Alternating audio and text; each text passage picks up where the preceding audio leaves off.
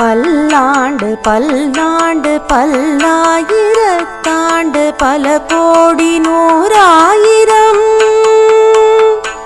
மல்லாண்டு தின்தோள் மணிவண்ணாவுன் சேவடி செவ்வி திருக்காப்பு உன் சேவடி செவ்வி திருக்காப்பு.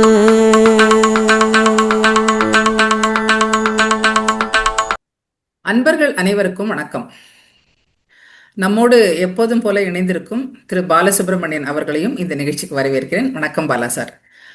ஆழ்வார்கள் அனுபவித்த ஆறாவமுதன் அப்படிங்கிற தொடர்ல எப்பொழுதும் சொல்ற மாதிரி நம்ம ஆழ்வார்களால் மங்களாசாசனம் செய்யப்பட்ட திவ்ய தேசங்களை, அதனுடைய ஸ்தல புராணங்கள், பல விசேஷ குறிப்புகள் போன்ற பல விசேஷ செய்தி குறிப்புகளோடு நம்முடன் பகிர்ந்து கொண்டு வருபவர் திரு பாலசுப்ரமணியன் அவர்கள்.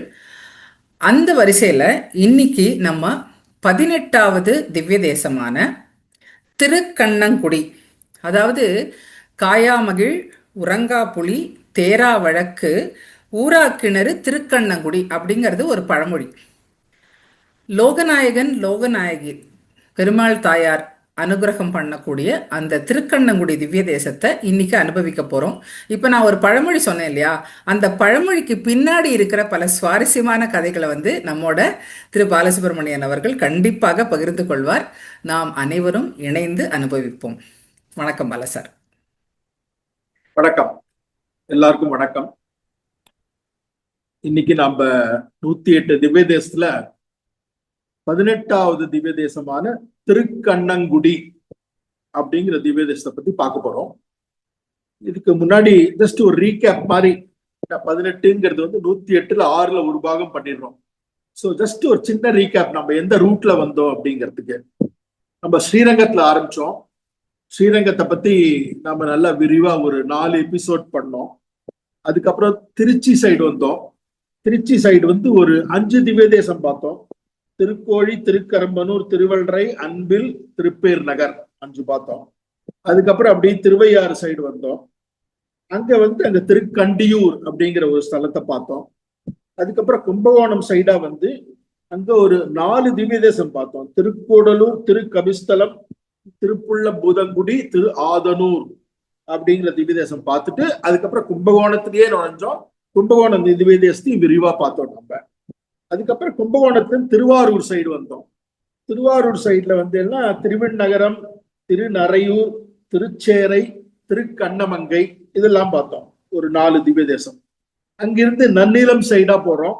நன்னிலம் சைட்ல திருக்கண்ணபுரம், அடுத்தது திருக்கண்ணங்குடி. இங்கிருந்து நேர நாகப்பட்டினம் ரூட்ல போயிட்டு இருக்கோம். அடுத்தது திருநாகை என்கிற நாகப்பட்டினம் திவ்ய தேசம் அடுத்த வாரம். ஸோ இன்னைக்கு நம்ம திருக்கண்ணங்குடியை பார்க்கிறோம். திருக்கண்ணங்குடிங்கிறது நாகப்பட்டினத்திலேருந்து ஒரு 8 கிலோமீட்டர் போனீங்கன்னா திருவாரூர் போற ரூட்ல, நாகப்பட்டினம் டு திருவாரூர் ரூட்ல போனீங்கன்னா ஒரு 8 கிலோமீட்டர்ல ஆழியூர் அப்படின்னு ஒரு ஊர் வருது. மெயின் ரூட் அது. ஆழியூர்ல இறங்கி அங்கேருந்து ஒரு 1.5 கிலோமீட்டர் இருக்கு. அந்த 1.5 கிலோமீட்டர்ல தான் நம்ம திருக்கண்ணங்குடி ஸ்தலம் இருக்கு. அங்கிருந்து மினி பஸ் போறது, இல்லைன்னா ஆட்டோ எல்லாம் போறது. அது போல ரொம்ப மெயின் ரோடு இல்லை, பட் ஆனா பஸ் எல்லாம் போறது அங்க. சோ இந்த இடத்துல தான் திருக்கண்ணங்குடி அப்படின்னு இருக்கு. திருக்கண்ணங்குடி சொல்ற மாதிரி இந்த கிருஷ்ணாரண்ய கஷேத்திரம் நம்ம முன்னாடி சொல்லியிருக்கோம் இல்லையா. இந்த கிருஷ்ணாரண்ய கஷேத்திரம், பஞ்ச கிருஷ்ணாரண்ய கஷேத்திரம்ல 5ல 1 ஞாபகப்படுத்துறேன். திருக்கண்ணமங்கை, திருக்கண்ணபுரம், கபிஸ்தலம், திருக்கண்ணங்குடி. ஒன்னே நாம ஒண்ணும் பார்க்கல, திருக்கோவிலூர். அது நடுநாட்டு திவ்யதேசத்துல வரும். அப்ப அதை பார்ப்போம். இப்ப 4த்தையும் முடிச்சுட்டோம் நம்ம சோழ நாட்டு திவ்யதேசத்துல. இந்த கிருஷ்ணாரண்யம்னு அழைக்கப்படுற இந்த திருக்கண்ணங்குடி திருமங்கையாழ்வார் ஒருத்தர் தான் பாசுரம் பாடியிருக்கார். பெரிய திருமொழியில 9ஆம் பத்து ஃபுல்லா 10 பாட்டும் 10 பாசுரமும் திருக்கண்ணங்குடியை பத்தி தான் பாடியிருக்கார். ஜஸ்ட் ஒரே ஒரு பாசுரம் மாத்திரம் நம்ம பாடிட்டு நாம ஆரம்பிப்போம். வங்கமா முன்னீர் வரி நிறைய பெரிய வாழறவின் அணைமேவி சங்கமாரங்கை தடமலருந்தி சாமமா மேனியன் தலைவன் அங்கமாரைந்து வேள்வினால் வேதம் அருங்கலை பயின்று எரிமூன்றும் செங்கையால் வளர்க்கும் துளக்கமில் மனத்தோர் திருக்கண்ணங்குடியுள் நின்றானே. அழகான பாசுரம். 10 பாசுரத்தையும் படிக்கலாம், நமக்கு அவ்வளவு டைம் போதாது. அதனால நம்ம ஒரு பாசுரம் அதோட நீங்க சொல்றத கேட்கறதுக்கும் ரொம்ப இனிமையா இருக்கு. திருவல்லிக்கேணியில பிறந்த அந்த ஒரு இதுதான் இருக்கு, அதனாலதான், வேற ஒண்ணும் இல்லை. கேட்டு கேட்டு ஆத்து வாசல் வழியா கோஷ்டி போயிட்டே இருக்கும் இல்லையா, எவ்வளவு வாட்டி கேட்கிறோம் நாம, அதனால வேற ஒண்ணும் இல்லை. ஒண்ணு இதுக்கான அர்த்தம் என்னன்னா, பெரிய பெரிய கப்பல்லாம் மிதந்து செல்ற கடல்ல அழகிய வரிகளை உடைய தோற்றத்துடன் கூடிய திருவனந்தனாகிய ஆதிசேஷன் மேல படுத்துட்டு இருக்கான், சங்கு சக்கரத்தோட படுத்துட்டு இருக்கான், தாமரை பொருந்திய நாபிக்கமலத்தோடையும் இருக்கான் என்னோட எம்பெருமான். அவனுக்கு 6 அங்கமுள்ள வேதங்கள், இதிகாசங்கள் இவற்றிலெல்லாம் தேர்ச்சி பெற்று 5 வகையான வேள்விகளை செய்து கொண்டு 4 வேதங்களிலே சொல்லப்பட்டவாறு 3 நெருப்புகளையும் வேள்விக்காக ஆராதனம் செய்கின்ற பெரியோர்கள் உள்ள திருக்கண்ணங்குடியில என்னோட எம்பெருமான் வீற்றிருக்கின்றான் அப்படிங்கிற என்ன ஒரு அழகான அர்த்தம் பாருங்க. ரொம்ப அழகா பாடிங்க திருமங்கை ஆழ்வார். அப்படியே ஒவ்வொன்றும் அப்படியே தேன் சொட்ட நமக்கு அவ்வளவு இனிக்கும். அதனாலதான் சரி ஒரே ஒரு பாசனம் படிக்கலாம் அப்படின்னு சொல்லிட்டு நாம பார்த்தோம். இது சோழ நாட்டு திவ்ய தேசம்ல இருக்கு. இது இதனோட வரலாறு என்னன்னு பார்க்கலாம். இது என்னன்னா, கருட புராணத்துல கருட புராணம், நாரத புராணம் இந்த ரெண்டுத்துலயுமே இந்த ஸ்தலத்தை பத்தி சொல்லியிருக்கா. இந்த புராணத்துல எப்படி வந்தாருங்க பெருமாள் அப்படின்னு பார்க்கலாம். இங்க பெருமாள் கிருஷ்ண பக்தியில வசிஷ்டர்னு எல்லாருக்கும் தெரியும். வசிஷ்டர் கிருஷ்ண பக்தியில ரொம்ப ரொம்ப சிறந்தவராம். கிருஷ்ண பிரேமை வசிஷ்டாய நாமா அப்படின்னு சொல்லுவாளாம். அந்த அளவுக்கு கிருஷ்ணருக்கு அவருக்கு கிருஷ்ணன் மேல பக்தி. அவர் என்ன பண்ணுவாரா, வெண்ணெய், கிருஷ்ணருக்கு வெண்ணெய் தான் பிடிக்கும் இல்லையா, அந்த வெண்ணெயே கிருஷ்ணராக்கி அந்த வெண்ணெய் கிருஷ்ணரை இவர் வேண்டிப்பாராம். இவர் அதை குறிச்சுதான் அவரோட தவ வலிமையில அந்த வெண்ணெய் உருகாம இருக்குமா. அதை போல டெய்லி அந்த வெண்ணெயை கிருஷ்ணன் மாதிரி பண்ணி வச்சுட்டு அவர் எல்லாம் வேண்டிட்டு இருப்பாராம். அந்த பக்தி மேலிட்டாலும் அது இலகி திரவமாகாமல் அப்படியே இருக்குமா. அவர் தான் நம்ம பரந்தாமன் தான் இருக்காரு, அவர் பார்த்துட்டு இருக்காரு இல்லையா, அவருக்கும் ஏதாவது விளையாடணுமே, ஏதாவது பண்ணணுமே.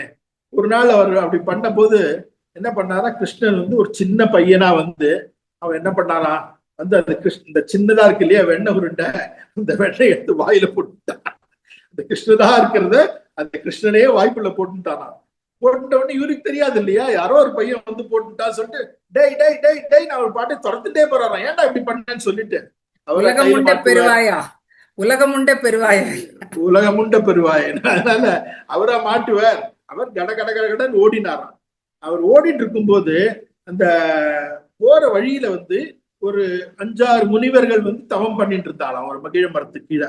இந்த மகிழ மரத்துக்கு கீழே தவம் பண்ணிட்டு இருந்தவா அவளுக்கு அந்த பக்தியினால அவளுக்கு தெரிஞ்சிருத்து ஓடி வர்றது கிருஷ்ணன் தான் சொல்லிட்டு, உடனே அவனை ஒரே ஒரு பிடி பிடிச்சு அவனை கட்டிட்டாளாம்.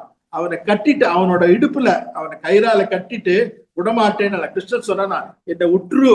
அவர் ஓடி வந்துட்டு இருக்காரு, வசிஷ்டர் உங்களுக்கு என்ன வேணுமோ சொல்லுங்க, நான் உங்கள்கிட்ட இப்பயே வரம் கொடுத்துட்டு நான் ஓடுறேன் அப்படின்னாராம். அவர் சொன்னாரா, எங்களுக்கு வேற ஒண்ணு வேணா, நீங்க கிருஷ்ணராவே இதே இடத்துலயே இருந்து எல்லாருக்கும் காட்சி கொடுக்கணும் அப்படின்னாராம். அவர் கிருஷ்ணரா காட்சி கொடுத்தாராம். அதுக்குள்ள வசிஷ்டரும் வந்தாராம். வசிஷ்டர் வந்த உடனே அப்படியே காலில் விழுந்து அவனோட காலை பிடிச்சுட்டாராம். அவனோட காலை பிடிச்ச உடனே சொல்லுவா, கோவில் திவ்ய தேசம் எல்லாம் அப்படி அப்படியே உருவாகிட்டான் உடனே. இது அதனால இந்த கோவில் எந்த ராஜா கட்டினா, எந்த ராஜா இது பண்ணி புனர் நிர்மாணம் செய்தா அப்படியெல்லாம் வரலாறே கிடையாது. நேர வசிஷ்டர் அவனோட காலை பிடிச்ச உடனே அந்த திவ்ய தேசம் உருவாகிடுது அப்படின்பா. அந்த திவ்ய தேசம் உருவான உடனே அதை அப்படியே சும்மா விடுவாளா, அங்கிருந்து பிரம்மா தேவர்கள் அவ எல்லாரும் அவளும் எல்லாத்தையும் பண்ணி அந்த கோவிலோட இந்த சம்பிரோக்ஷனம் எல்லாம் பண்ணி அதை ஆரம்பிச்சுட்டாது. சோ அந்த மாதிரி பக்தர்களுக்காக என்ன, பக்தர்கள் அவரோட பக்தியினாலதான் அவனை சேவல கட்டி போட்டான். அவன் பக்தி இல்லாம அவனை வெறும் கயிறால கட்ட முடியுமோ, கட்டவே முடியாது.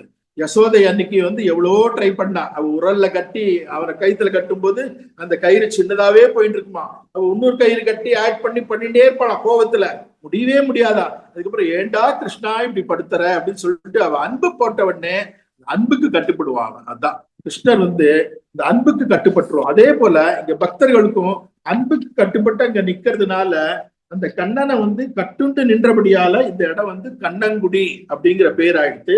அதனாலதான் அவனோட உற்சவர் பேர் தாமோதர நாராயணன். தாமோதரன்னா தெரியும், தாமம்னா கயிறு, உதரம்னா வயிறு.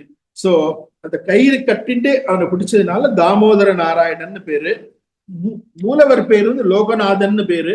லோகநாதன் இருந்தா கூட அந்த ஊர்ல வந்து தாமோதர பெருமாள் அப்படிங்கிறதுலதான் எல்லாருக்கும் தெரியும். சாமமேனி பெருமாள், நான் சொன்ன பாசுரத்திலேயே நீங்க பாத்தீங்கன்னா சாமமேனி அப்படின்னு ஒரு, சாமமேனினா ஒண்ணு இல்ல, சியாமளமேனி அப்படிங்கிற அர்த்தம் தான். சாமமாமேனி என் தலைவன் அப்படின்னு ஒரு பாசுரத்துல வருது. சோ அவன் பேர் வந்து சாமமேனி பெருமாள் அப்படின்னு ஒரு பேர் இருக்கு. சாம்பளமேனின்னா நீலவேக வண்ணன். நின்ற திருக்கோலம் கிழக்கே திருமுக மண்டலமா இருக்கா. தாயார் பேர் வந்து லோகநாயகி அப்படின்பா. தாயாரோட உற்சவர் பார்த்தீங்கன்னா அரவிந்த நாயகி அப்படின்பா. விமானம் வந்து உத்பலாவதகா விமானம். தீர்த்தம் வந்து சிரவண புஷ்கரணி அப்படின்பா. போன ஒரு இதுல நாம பார்த்தோம் தர்சன புஷ்கரணின்னு, அதை பார்த்தாலே புண்ணியம் அப்படின்பா. இது வந்து சிரவண புஷ்கரணியா. நீங்க அங்க எல்லாம் போவேனா, இங்க இப்ப எல்லாரும் கதை கேட்கறது பாருங்க, சிரவண புஷ்கரணின்னு, அதுலயே உங்களுக்கு புண்ணியம் ஆயிடுது. அந்த புஷ்கரணி பத்தி காதால கேட்டாலே உங்களுக்கு எல்லா பாவும் போயிடும் அப்படிங்கிற அந்த அளவுக்கு ஒரு சக்தி வாய்ந்த புஷ்கரணி அது. சலவிருட்சம் வந்து மகிழமரம், அது ரொம்ப திருமங்கை ஆழ்வாரோட ரொம்ப இணைஞ்சிருக்கிறது. அது அதை பத்தி நிறைய கதை வருது, சொல்றேன். காட்சி கண்டவா வந்து பிரம்மா இருக்கா, கௌதமர் இருக்கார், உபரிசிரவஸ் இருக்கா, வசிஷ்டர், பிருகு, திருமங்கை ஆழ்வார் எல்லாருக்கும் பார்த்துட்டு இருக்கா. ரைட்டா? இதை தவிர திருக்கண்ணங்குடி வந்து இந்த பஞ்ச கிருஷ்ண கஷேத்திரம் இல்லையா, அதை தவிர இது வந்து பஞ்சபத்ரா அப்படின்னு புராணம் நான் ஒரு இடத்துல சொல்லியிருக்கேன். 7 ஒன்னா சேர்ந்தா சப்த இது. அது போல இங்க வந்து பஞ்சபத்ரா அப்படிங்கிறது வந்து 6 காடு, நகரம், ஆலயம், தீர்த்தம், இந்த 5 நாளும் புகழ்பெற்ற இடத்தினால பஞ்சபத்ரா அப்படின்னு சொல்லுவாளாம். இன்னொன்னு திருக்கண்ணங்குடிக்கு அருகிலேயே வந்து ஒரு 4 நாராயண ஸ்தலம் இருக்கா. அதெல்லாம் திவ்ய தேசம் இல்ல, பட் 4 நாராயண ஸ்தலம் இருக்கு. இந்த பஞ்ச நாராயண ஸ்தலம் அப்படின்னு அதெல்லாம் சொல்லுவா. அது என்னன்னா, தெற்குல வந்து ஆபரணதாரி அப்படிங்கிற பகுதியில வந்து ஆனந்த நாராயணன் இருக்காராம். தென்மேற்குல வந்து பெரிய ஆலந்தூர் அப்படிங்கிற ஒரு ஊர் இருக்கு, அங்க வந்து வரத நாராயணன் அப்படின்னு இருக்கார். தென்மேற்குல வந்து தேவூர் அப்படிங்கிற இடத்துல வந்து தேவநாராயணன் அப்படிங்கிற பெருமாள் இருக்கார். தென்மேற்குல இந்த கோயில் பக்கத்திலேயே கீவளூர்ங்கிற பகுதியில வந்து யாதவ நாராயணன் இருக்கார். இங்கதான் திருக்கண்ணங்குடியில நம்ம சொன்ன மாதிரி தாமோதர நாராயணன். சோ இந்த 5 பேரும் சேர்ந்து பஞ்சநாராயண கஷேத்திரம் அப்படிம்பா. இது எல்லாமே வந்து ஒரு 5-6 கிலோமீட்டர் ரேடியஸ்குள்ள இருக்கிற கோவில் எல்லாமே. அதனால பஞ்சநாராயண ஸ்தலம் அப்படிம்பா. அதனால அங்க போறவெல்லாம் இந்த கோவிலை பார்க்கும்போது கூடிய மட்டும் முடிஞ்சதுன்னா அந்த பஞ்சநாராயணன் அங்க தரிசிச்சுட்டு வரணும்னு வேண்டிக்கிறேன் நானு. இன்னொன்னு வந்து இங்க ஒரு விசேஷம் என்ன சொல்லுவாங்கன்னா, தாயார் சன்னதியில வந்து மூலவரும் உற்சவரும், தாயார் மூலவரும் தாயார் உற்சவரும் ஒரே ஜாடையில இருப்பாளாம். யூஸ்வலா பாத்தீங்கன்னா மூலவர் ஒரு மாதிரி இருப்பா, உற்சவர் வேற ஒரு மாதிரி இருப்பா. அது வேற வேற டைம்ல பண்ணது அது. பட் அப்படி பண்ணும்போது இந்த இடத்துல மாத்திரம் அப்படியே உற்சவரும் மூலவரும் ஒரே முக ஜாடையில இருப்பாளாம். அது ஒரு பெரிய ஒரு விசேஷமான இதுவா இங்க சொல்றா. இன்னொன்னு என்னன்னா, கருடன் வந்து எல்லா இடத்துலயுமே எப்படி இருப்பார், கருடன் எல்லா இடத்துலயுமே கை கூப்பிட்டு இப்படிதான் இருப்பார், நேர பெருமாளுக்கு எதிர்ப்பு இருப்பார். இங்க மாத்திரம் கை கூப்பிட்டு இருக்க மாட்டார், கையை இப்படி கட்டின்ட்டு இருப்பாராம். என்னன்னா வைகுண்டத்துல அது போல இருப்பாராம் கருடன். அதே போல வைகுண்டத்துல எப்படி இருக்காரோ அதே போல கருடன் வந்து கையை கட்டின்ட்டு நிக்கிறார். அவர் வந்து வணங்குற நிலையில இல்லையா, இது ஒண்ணு. அதுக்கப்புறம் இந்த தெற்கு கரை, அந்த புஷ்கரணியோட தெற்கு கரையில கோவிலோட ஆதிப்பெருமாள் அப்படின்பா. எல்லா இடத்துலயுமே அந்த ஆதிப்பெருமாள்பா இல்லையா, முன்னாடி வந்தவர் அப்படின்னு சொல்லிட்டு, அவர் வந்து வீற்றிருந்த நிலையில இருக்காளாம். அதனால பெரிய ஆராய்ச்சி எல்லாம் போயிட்டு இருக்கு அந்த கோவில் பத்தியும். இன்னொன்னு முக்கியமான விஷயம் வந்து, இன்ட்ரெஸ்டிங்கான ஒரு விஷயம் வந்து, இந்த கோவில்ல வந்து திருநீரணி விழா அப்படின்பா. உற்சவத்துக்கு 7வது நாளா இது. இந்த திருநீரணி விழா வந்து பெருமாள் வந்து விபூதி அணிஞ்சுப்பாராம். இங்க இருக்கிற பெருமாள் வந்து விபூதி அணிஞ்சுப்பாராம். ஒரு 3.25 நாழிகை மட்டுமா.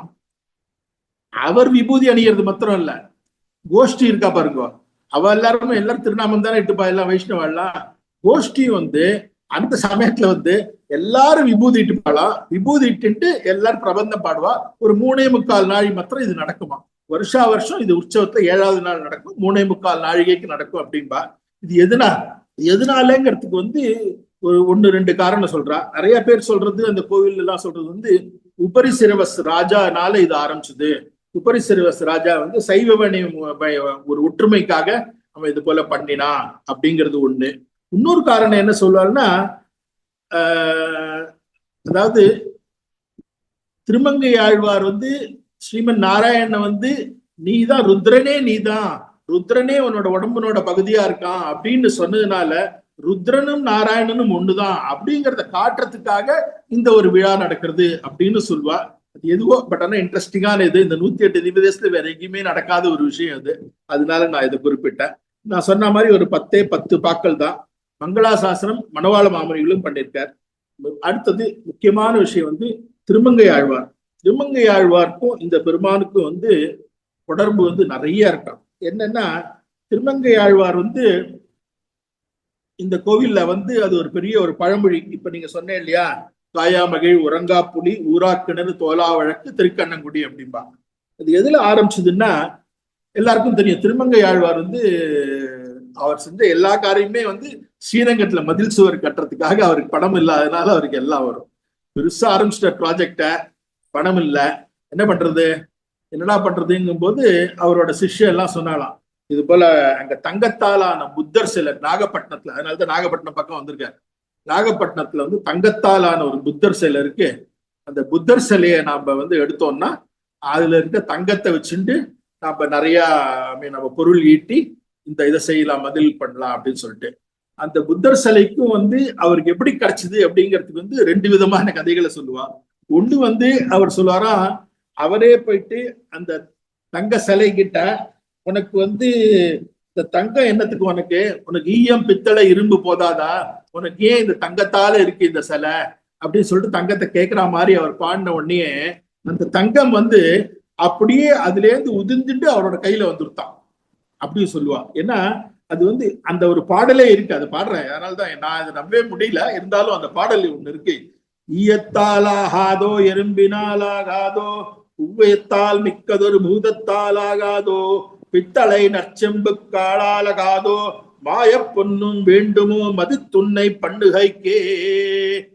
உனக்கு வந்து ஈய பித்தளை எல்லாம் போதாதா, உனக்கு என்னத்துக்கு தங்கம்னு உடனே அந்த தங்கம் வந்து அப்படியே வந்துட்டான். இது ஒரு. இன்னொன்னு என்ன சொல்லுவான்னா, அந்த ஊர்ல எல்லாம் உங்களுக்கு தெரியும், அந்த காலத்துல தான் இந்த வாதம் எல்லாம் நடக்கும், இந்த டிபேட் எல்லாம் நடக்கும். அங்கங்க வாதத்துல வந்து யார் ஜெயிக்கிறாளோ அவளுக்கு அந்த ஒரு பொருள் ஒண்ணு வச்சிருப்பா, அதை கொடுத்துருவா. சோ அதுல வந்து அந்த வாதத்தை ஜெயிச்சு இவருக்கு அந்த தங்க புத்தர் கிடைச்சா அப்படின்னு அதுவும் ஒரு கூற்று இருக்கு. அங்க அப்பெல்லாம் வந்து பௌத்த மதம் எல்லாம் இருந்தது இல்லையா. சோ அந்த ஒரு டிபேட்ல வந்து பௌத்த மதத்தினோட அந்த புத்தரை வச்சிருந்த தங்க புத்தர், அதுல இவர் வாதத்தால வென்று அவ சொன்னாலாம், எங்களோட இதுல வந்து இது வந்து சரியில்லை, உங்களோட வைஷ்ணவ மதத்துல தான் எல்லாம் சரியா இருக்கு அப்படின்னு நீ ப்ரூவ் பண்ணிட்டேன்னா இந்த தங்க புத்தர் உனக்கு அப்படின்னு சொன்னாலாம். அவரும் ஜெயிச்சுட்டாரா, தங்க புத்தரை கொடுத்துட்டான். தங்க புத்தரை கொடுத்துட்ட உடனே அவர் கொடுத்த உடனே அங்க இருக்கிற பௌத்தர்களுக்கு எல்லாம் அவளுக்கெல்லாம் இதுவா இருக்காதா, ஐயோ தங்க புத்தர் போறாருன்னு சொல்லிட்டு. அதனால இவரை வந்து துரத்தின்னு வந்தாலாம். இவர் துரத்தின்னு வந்து எப்படியாவது தங்க புத்தரை விட்டு பிடுங்கின்னு சொல்லிட்டு இவர் என்ன பண்ணாராம், அதை எடுத்துட்டு ஸ்ரீரங்கத்துக்கு ஓடுறதுக்காக இந்த ஊர் வழியா வந்தாராம். இந்த ஊர் வழியா வந்துட்டு கொஞ்ச நேரம் ஆனவுடனே ரொம்ப நேரம் ஓடி இருக்கார். பாவம் அவரு எவ்வளவு நேரம் இருந்தா அவரால் ஓடுவார். கால்கள்லாம் கொஞ்சம் நொந்த உடனே என்ன பண்ணாராம், சாலையோரத்துல வந்து அந்த நாட்டு நடுறதுக்காக பயன்படுற அந்த சேரு மாதிரி இருக்கும் இல்லையா, சேரு சகதியுமா இருக்கும். அந்த இடத்துல சேரு சகதி கீழே வந்து அந்த தங்கத்தால் ஆன அந்த சிலையை வந்து ஒழிச்சிட்டு அவர் என்ன பண்ணாரோ, அங்க ஒரு புளிய மரம் இருக்குதான், அந்த புளிய மரத்துக்கு கீழே அவர் தூங்க ஆரம்பிச்சாரு. இன்னும் ரொம்ப டயர்டா இருக்காரு இல்லையா, புளிய மரத்துக்கு கீழே இருந்தாலும் தங்கம் அங்க இருக்கு, இவர் தூங்க போறார். அதனால இவர் பார்த்தாரா என்ன பண்றதுன்னு தெரியல.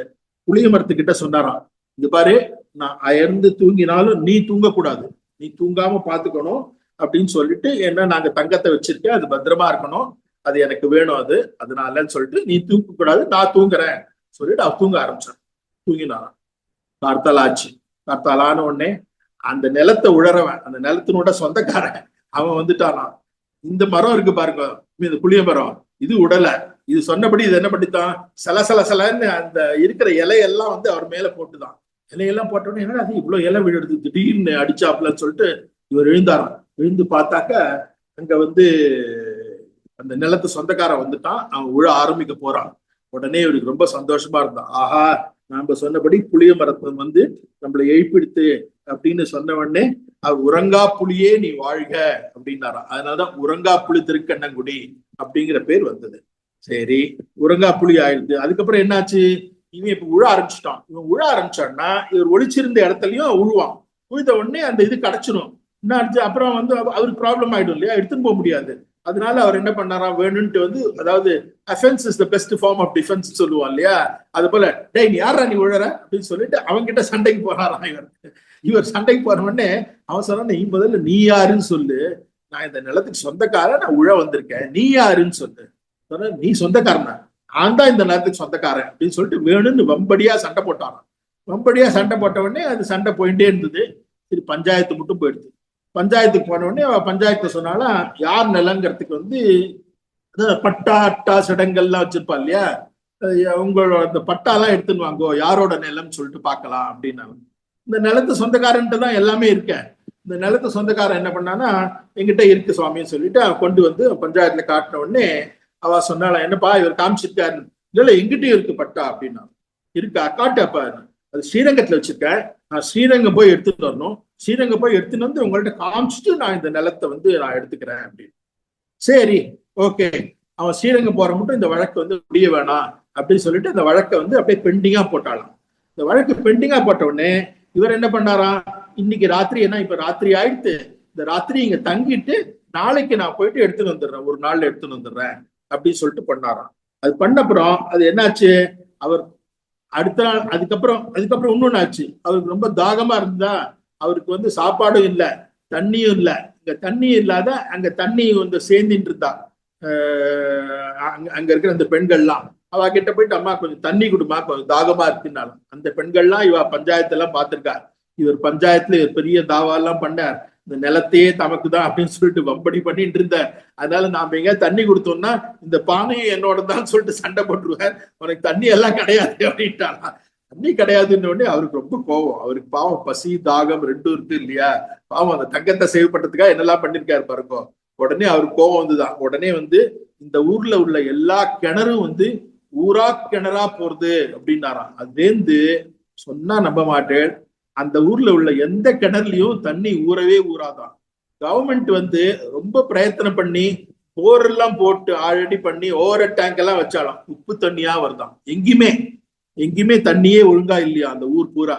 ஒன்லி இது வந்து அந்த கோவிலுக்குள்ள, திருக்கண்ணங்குடி கோவிலுக்குள்ள இருக்கிற ஒரு கிணறுல வந்து அது மாத்திரம் கொஞ்சம் நல்ல நீரா இருக்கு. காலங்காத்தால் ஆன உடனே அந்த கிராமத்து மக்கள்லாம் அந்த ஊர் கிணறுல, அந்த கோவில் கிணறுல இருந்து எடுத்துட்டு போறாளாம். இன்னைக்கும் அது நடக்கிறது அப்படிங்கிறாங்க. அது பாருங்க, அன்னைக்கு அவர் சொன்ன திருமங்கை ஆழ்வார் சொன்னது என்ன ஒரு சத்தியமான வார்த்தையா பண்ணிட்டார் பாருங்க பெருமாள், அது இல்லையா. அது போல அங்கே அதனாலதான் அந்த கிணறுல இருந்தா சுவாமியோட மடப்பள்ளிக்கான அந்த இந்த பிரசாதம் எல்லாம் பண்றதுக்காகவும் அது எடுத்துன்னு போறா. இங்க ஏதாவது திருமஞ்சனம் அது போல பண்றதுக்கும் அந்த நீர் தான் எடுத்துன்னு போறா. கிராமத்து மக்களும் அதுதான் எடுத்து போறா. அந்த ஒரே கிணறு தான் வந்து எல்லாருக்கும் உபயோகமா இருக்கு அப்படிப்பா. சோ இந்த வழக்கு பத்தி சொன்னேன் இல்லையா, இது ஊர் பஞ்சாயத்து தாமோத்து இவர் சரின்ன உடனே இவர் என்ன பண்ணாராம், தண்ணியும் கிடைக்காதனால அப்படியே சோர்வா வந்து அப்படியே படுத்துட்டாராம் அந்த மரத்துக்கு கீழே. அந்த மரத்துக்கு கீழே படுத்துட்ட உடனே அந்த இடத்துல வந்து அவருக்கு யாரோ ஒரு பிராமண வடிவில, யாரு, பெருமாள் தான், பெருமாள் பிராமண வடிவில வந்து அவருக்கு சாப்பாடு தண்ணி எல்லாம் கொடுத்தாராம். கொடுக்கும்போது அவருக்கு வந்து என்ன, அதாவது அவரால் யார் கொடுக்குறான்னு கூட பார்க்க முடியல, என்ன அவ்வளவு பசி தாகத்துல இருக்கா இல்லையா. இந்த பசி தாகத்துல இருக்கும்போது அவர் பார்த்துட்டு, என்னப்பா நீ அப்படின்னு, இல்ல உனக்கு பசியா இருக்குமே சொல்லிட்டு நான் கொஞ்சம் சாப்பாடும் தீர்த்தமும் எடுத்துட்டு வந்திருக்கேன் அப்படிங்கிறாராம். சரின்னு சொல்லிட்டு அவர் என்ன பண்ணாராம், அந்த எல்லாத்தையும் நல்லா சாப்பிட்டோன்னு அதுக்கப்புறம் தெம்பா அவருக்கு ஆச்சான். தெம்பாகி யார் கொடுத்தா அப்படின்னு திரும்பி பார்த்தாக்க யாருன்னே காணுமா. அவர் கீழே மகிழ மரத்துக்கு கீழே படுத்துட்டு இருக்கார். அப்பதான் அவருக்கு தோணித்தான், சரி நம்ம இப்படி இட்டனால பெருமாளே வந்து நமக்கு இது போல கொடுத்துருக்காம போட்டிருக்கு, இந்த மகிழ மரம் தானே நமக்கு இது போல பண்ணிட்டுன்னு சொல்லிட்டு அந்த மகிழ மரத்தை வந்து அவர் வாழ்த்தினாரா. மகிழ மரமே நீ என்னைக்கும் காயா மகிழாயிரு, அதாவது பழுக்கவே பழுக்காது, என்னைக்குமே பச்சை பசேல்னு இருக்குமா. அந்த மகிழ மரம் வந்து இன்னைக்கும் இருக்கு. இந்த சன்னதிக்கு பின்னாடி இருக்கிறதா பின் கோபுரம் ஒண்ணு இருக்கு. இங்க ஆக்சுவலா முன்கோபுரம் ஒண்ணு இருக்கு, பின் கோபுரம். முன்கோபுரம் 5 நில கோபுரம், பின் கோபுரம் 3 நில கோபுரம் ஒண்ணு இருக்கு. சோ பின்பக்கமா வந்து திருமங்கையாழ்வாரோட அந்த அந்த அந்த சொன்ன மகிழ மரம் வந்து இருக்கான். இன்னைக்கும் அவ சொல்வா, அந்த மகிழ மரத்தினோட விதையை எடுத்து இன்னொரு இடத்துல போட்டாக்க அது துளிர்க்கிறது இல்லையா, அந்த ஒரு மரம் தான், வேற எந்த மரமும் அது போல கிடையவே கிடையாது, பச்சை பசேல்னு இருக்கும் மகிழ மரம். சோ இது போல ஆச்சா. இது ஆன உடனே அவர் என்ன பண்ணாரா, ராத்திரியோட ராத்திரியா அந்த தங்கத்தை எடுத்துட்டு அவர் ஓடி போயிட்டார் ஸ்ரீரங்கத்துக்கு. அதனால அந்த வழக்கு வந்து முடியவே இல்லையா. அதாவது தோலா வழக்கு அப்படிமா. தோலா வழக்குன்னா தேராத வழக்கு அப்படின்னு அர்த்தம். சோ நம்ம சொன்னது முதல்ல வந்து உறங்கா புலி, அந்த புளிய மரம் வந்து தூங்காத பார்த்துட்டே இருந்தது. அதுக்கப்புறம் வந்து தோலா வழக்கு, அந்த வழக்கு வந்து தேரவே தேராது, என்ன அவர் போயிட்டாரு. இப்பயும் ஊர்ல சொல்லுவாங்களாம், இந்த ஊர்ல வந்து எந்த வழக்கு ஆரம்பிச்சாலும் அது ஒரு முடிவுக்கே வராது, ஏதோ சண்டை நடந்துட்டே இருக்கும் போயிட்டே இருக்கும் அப்படின்பாலாம். தேரா வழக்குங்கிறது இன்னைக்கு தோலா வழக்குங்கிறது நடந்துட்டு இருக்கு. ஊரா கிணறு நான் தான் சொல்லிட்டேன், எந்த கிணறுலயுமே வந்து நல்ல தண்ணி ஊறவே இல்லை. காயா மகிழ், இந்த மகிழ மரம் இருக்கு. இந்த நாலுமே வந்து அவரோட சிறப்பை சொல்றது. அதாவது திருமங்கையாழ்வார் வந்து இந்த அளவுக்கு அந்த ஊர்னோட ரொம்ப நெருக்கமா இருந்து அவரோட வரலாற்று நினைவு கூறும் அந்த எல்லாமே இன்னைக்கும் அழியா சின்னமா அங்கேயே இருக்குது. இதுக்கப்புறம் வந்து இன்னொன்னு பார்த்தீங்கன்னா, அவர் திருமங்கை ஆழ்வார் அங்கேயிருந்து ஊரை விட்டு போகும்போது யாரோ ஒருத்தர், யாரோ நம்மளோட இதுக்கு வந்து சாப்பாடெல்லாம் கொடுத்தால யாருன்னு சொல்லிட்டு பார்க்கும்போது எதிர்க்க ஒரு ஆள் அப்படியே அவரோட நெஞ்ச வருணின்றே இருந்தான். யார் வந்தா யார் வந்தான்னு சொல்லிட்டு. அப்ப ஒரு ஆள் வந்து அவரை மறிச்சாராம். மறிச்ச உடனே அவர் அப்படி கிட்டக்க போய் பார்த்தாராம். ஏன்னா அவர் முதல்ல திருமங்கை ஆழ்வாரை கேட்டபோது நீ யாருப்பான்னு பெருமாள் கேட்டபோது சாப்பாடு நான் வழிப்போக்கன் அப்படின்னு இவர் சொல்லியிருக்காரு. யாரு என்ன அதெல்லாம் விஷயம் எல்லாம் வழிப்போக்கன் நான் அப்படின்னு சொல்லியிருக்காரு. சோ இவர் அப்படி பார்த்த உடனே நீங்க யாரு என்ன மறிக்கிறீங்க அப்படின்னு கேட்டாராம். நான் தலையாரி அப்படின்னு நான் அந்த ஆளு. தலையாரின்னு உடனே அவர் கிட்டக்கு போய் பார்த்த உடனே டக்குன்னு ஒரு நிமிஷத்துல ஒரு சங்கு சக்கரம் மாத்திரம் அவரோட கண்ணுக்கு பட்டுதான். அப்ப உடனே அவருக்கு பட்டு சங்கு சக்கரம் மட்டும் தோண்டி உடனே மறைஞ்சு போயிட்டான். உடனே அவருக்கு தோணித்தான், போல பெருமாள் வந்து இது போல சொல்லியிருக்காரு, நாம வழிப்போக்கன்னு சொன்னதுனால அவரும் வழிப்போக்கன் மாதிரி வந்து நமக்கு தரிசனம் கொடுத்துட்டு போயிட்டார், முழுசா கொடுக்கல அப்படின்னு சொல்லிட்டு அவர் தோண்டித்தான். சோ இத போல வந்து அவர் திருமங்கை ஆழ்வார் வந்து இப்படி இருந்தார் அப்படின்னு சொல்லிட்டு, இதுல இன்னொன்னு விஷயம்லாம் சிலதெல்லாம் பாத்தீங்கன்னா, இந்த பால் பாயச நைவேத்தியம் இங்க வந்து ரொம்ப ரொம்ப முக்கியமான நைவேத்தியம். அது இந்த பால் பாயச நைவேத்தியம் வந்து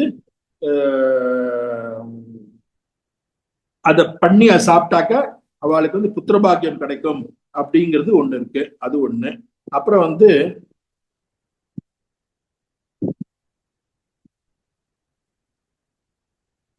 இப்ப ரீசெண்டா இந்த கோவிலோட வெளிச்சுவற்றுல வந்து இந்த தங்கத்தால் ஆன குபேர விக்கிரகம் இருக்கான். அது ரொம்ப பார்க்க வேண்டியது. சில போட்டோல எல்லாம் இருக்குது. ஒரு குபேர விக்கிரகம் அங்க பொறிச்சிருக்கு. அதை எல்லாரும் பார்க்கணும், ரொம்ப விசேஷம் அப்படின்பா. இப்ப ரீசெண்டா 2019 11/7/2019 இந்த கோவிலோட சம்ப்ரோக்ஷன் நடந்தது. பிரத்யக்ஷம் யாருக்கெல்லாம் சொல்லிட்டேன், பின்புறம் அடுக்கு மாளிகை சொல்லிட்டேன். இந்த பக்கம் வேற இங்க திருவிழாக்கள் அப்படின்னு பார்த்தீங்கன்னு வச்சுக்கோ, நான் சொன்ன அந்த 7 நாள்லயா லோகநாத பெருமாளோட திருவிழான்னு பார்த்தீங்கன்னா மெயினா வைகுண்ட ஏகாசி, மார்கழி இங்க இருக்கு, வைகுண்ட வாசல் இருக்கு. இங்க வந்து சொர்க்கவாசல் இருக்கு. மார்கழி மாசத்துல வைகுண்ட ஏகாசி நடக்கும். இந்த திருநீரணி விழா அதுவும் சொல்லிட்டேன். சோ அந்த விழாவும் நல்ல பிரம்மோற்சவமா நடக்கும். அதனோட 7வது நாள்ல தான் இது நடக்கிறது. சோ கோவிலுக்கு வர்றவா எல்லாருக்கும் அன்னைக்கு விபூதி தான் கொடுப்பாளா. அன்னைக்கு எல்லாருக்கும் அந்த சமயத்துல, அந்த 3/4 நாழி இருக்கிற சமயத்துல எல்லாருக்கும் விபூதி கொடுப்பாளா. ரொம்ப விசேஷமான ஸ்தலம், எல்லாரும் போக வேண்டிய ஸ்தலம். அதனால கண்டிப்பா எல்லாரும் திருக்கண்ணங்குடி போயிட்டு லோகநாத பெருமாள், சியாமமேனி பெருமாள், தாமோதரன் கண்ணன் அவனை பார்த்துட்டு எல்லாரும் அவனோட அருளுக்கு பாத்திரமாகும்படி வேண்டிக்கிறேன். அடுத்தது திரு நாகை நான் சொன்னபடி. நமஸ்காரம். ரொம்ப அழகா சொன்னேன். நீங்க சொல்லின்னு வரும்போது எனக்கு ஒரு விஷயம் வந்து அப்படி ஒரு ஃபிளாஷ் மாதிரி வருது. பகவான் வந்து பக்த வச்சலன்னு சொல்றோம் இல்லையா, அந்த பக்தனுக்கு வந்து அவன் பக்தன் வந்து தன்னோட கைங்கரியத்துக்கோசரம் பண்றான் அப்படிங்கிறதுக்கோசரம் அவனுக்கு வந்து அவனுடைய எல்லாமே வந்து நித்திய விபூதி லீலா விபூதி ரெண்டுமே வந்து அவனுடைய சொத்துங்கிற போது இந்த மரமும் கிணறும் வந்து அந்த ஆழ்வார் வாக்குலேருந்து என்ன வந்ததோ அந்த மரத்தை வாழ்த்தினர், கிணற வந்து சபிச்சாருன்னு சொல்லணும். ஏன்னா ஊரா கிணறு அப்படின்னு சொல்லிட்டார் இல்லையா. ஆனா வந்து அந்த நல்லதானாலும் சரி வேற மாதிரி ஆனாலும் சரி, ஒரு பக்தனோட வாக்கு வந்து எப்படி நம்ம நரசிம்ம அவதாரத்தை பத்தி பேசும்போது பிரகலாதனுக்கோசரம்னு இல்லாம பிரகலாதனுடைய வாக்கு எங்கும் இருப்பான்னு அவன் சொன்ன அந்த வாக்கை காப்பாத்தணும்னு. ஏன்னா இரண்யகசிப்பு வந்து அவ்வளோ கஷ்டப்படுத்தின போது வந்திருக்கலாம் இல்லையா நரசிம்மர். அப்போ வராதவர் ஏன் தூணை பிளக்கும் போது வந்தான்னா, எங்கும் உளன் என் நாராயணன் அப்படிங்கிற போது அவன் வந்தான் அப்படிங்கிறத வந்து நமக்கு வந்து காமிச்சு கொடுக்குறாரு பெருமாள். அதனால நம்ம வந்து என்ன சொல்றது, ஒரு பக்தன் வாயால ஒரு வார்த்தை வரும்பொழுது அதை வந்து சத்திய வாக்கா காப்பாத்துறது வந்து பெருமாள் அப்படிங்கிறது வந்து இந்த ஊர்ல பிரத்யக்ஷமா அதனுடைய என்ன சொல்றது, இயற்கை வளத்தோட வந்து நம்மளுக்கு வந்து காமிச்சு கொடுத்துருக்கார். அப்படிப்பட்ட ஒரு சிறந்த திவ்ய தேசத்தை வந்து நம்ம எல்லாம் போய் வந்து சேவிச்சு அந்த பெருமாள் அனுகிரகத்தை, தாமோதர பெருமாளோட அனுகிரகத்தை வந்து கண்டிப்பா பெறணும் அப்படின்னு சொல்லிட்டு அடுத்த திவ்ய தேசத்துல நம்ம அன்பர்களை மீண்டும் சந்திப்போம். ஒரே ஒரு விஷயம் சொல்லணும். ஒண்ணுன்னு நாம முன்னாடி இந்த கபிஸ்தலம் பத்தி நம்ம சொல்லிட்டு இருந்தோம் இல்லையா? இந்த கபிஸ்தலம் பத்தி சொன்ன போது அங்க இருக்கிற பட்டரை பத்தி நம்ம சொன்னோம். நம்ம சேஷாத்ரி பட்டர்னு இருக்கார். அவர் ரொம்ப, அவரோட ஜீவனம் வந்து கஷ்ட ஜீவனமா இருக்கு. ஸோ யார் யார் ஏதாவது பண்ண முடியும் அப்படின்னா அவ வந்து பொருளுதவி பண்ணலாம் அப்படின்னு சொல்லிட்டு. ஸோ இதை கேட்கறதுனாலையும் நிறைய பேர் வந்து எப்படி அவ முன்வரா அப்படிங்கிறதுக்கு ஜஸ்ட் ஒரு இது. என்னோட காலேஜோட ஃப்ரெண்டு ஒருத்தர், அவர் என்னோட ஜூனியர், ஆக்சுவலா 3 இயர்ஸ் ஜூனியர். நான் எல்லா இந்த குரூப்ல எல்லாம் போடும்போது, இந்த ஆன்மீக குரூப் எல்லாம் நிறைய இருக்கு இல்லையா, அதுல எல்லாம் போடும்போது அவரும் கேட்டுட்டு அவர் சொன்னார், இது போல சேஷாத்ரி பட்டர்னோட அந்த க்ஷீணமான நிலைமையை நான் கேட்டேன், அவருக்கு நான் உதவி பண்ணும் போல இருக்கு.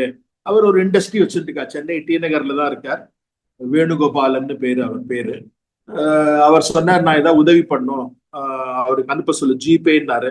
அவரை கேட்டேன், அவர் அட்ரஸ் சொன்னார். எனக்கு ஜிபே எல்லாம் கிடையாது, அந்த காலத்து மனுஷன் இல்லையா, 85 வயசு. அதனால சரி மாமா பேங்க் அக்கௌண்ட் கொடுங்கன்னு சொல்லிட்டு பேங்க் அக்கௌண்ட் நம்பர் வாங்கி இவருக்கு நான் கொடுத்தேன். பேங்க் அக்கௌண்ட் நம்பர் வாங்கி என்னோட ஃப்ரெண்டு வந்து அவருக்கு 15,000 ரூபாய் உடனே அவருக்கு பேங்க் அக்கௌண்ட்ல டிரான்ஸ்ஃபர் பண்ணா. அது மாத்திரம் இல்ல, நான் டிரான்ஸ்ஃபர் பண்ணிட்டான்னு உடனே நான் அதுக்கப்புறம் ஒரு 1 வீக் 10 டேஸ் ஆச்சு பேங்க் அக்கௌண்ட் நம்பர் வாங்கி அவர்கிட்ட சொன்னேன். ஃபோன் பண்ணி, அவருக்கு தெரியணும் இல்லையா, மாமா உங்களுக்கு பேங்க் அக்கௌண்ட்ல 15,000 ரூபாய் அனுப்பிச்சிருக்கு மாமா, அன்னைக்கு நான் ஒரு நாள் பேசினேன், அவருக்கு ஞாபகம் இல்ல. அப்படியா, எதுக்கு அனுப்பிச்சிருக்கே, இந்த பெருமாளுக்கு ஏதாவது வஸ்திரம் சாத்தணுமா?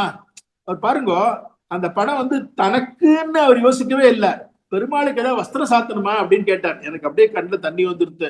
நான் சொன்னேன், இல்ல மாமா பெருமாளுக்கு தனியா பண்ணுவோம், இது வந்து உங்களுக்காக அனுப்பிச்சிருக்கோம் மாமா, உங்களை பத்தி நாங்க கேள்விப்பட்டோம், அதனால உங்களுக்கு பொருளுதவி பண்றோம் அப்படின்னு சொல்லிட்டு சொன்ன உடனே அவரும் ரொம்ப பாவம், அவருக்கு உடம்பு வேற சரியில்லை அப்படின்னு ஆத்துல. அப்ப அவருக்கு உடம்பு சரியில்லாத போது இந்த பணம் அவருக்கு உபயோகப்படும். நாம இந்த உதவி செஞ்சதுக்காக அவரோட குடும்பத்தார வந்து அவரோட க்ஷேம லாபங்களை ஸ்ரீமன் நாராயணன் கண்டிப்பா அருளுவார்னு நான் பிரார்த்திக்கிறேன். ரொம்ப கேட்கறதுக்கே திருப்தியா இருக்கு. இந்த நிகழ்ச்சி மூலமா ஏதோ ஒரு சின்ன கைங்கரியத்துக்கு வந்து நம்மளும் கருவியா இருந்தோம் அப்படின்னு அதுக்கு பெருமாள் கிருபை பண்ணதுக்கு அந்த பெருமாள் திருவடிகளுக்கு அனந்த கோடி நமஸ்காரங்கள் சொல்லிக்கணும். அந்த பக்தர் யார் வந்து இந்த உதவி பண்ணாலோ அவளுக்கும் நம்ம நிகழ்ச்சி மூலியமா தலையெல்லால் கைமாறில்லைன்னு சொல்லிட்டு அவருக்கும் கிருத்தஜதையை தெரிவித்துக் கொள்கிறோம். அடுத்த நிகழ்ச்சியில நம்ம மீண்டும் சந்திப்போம்.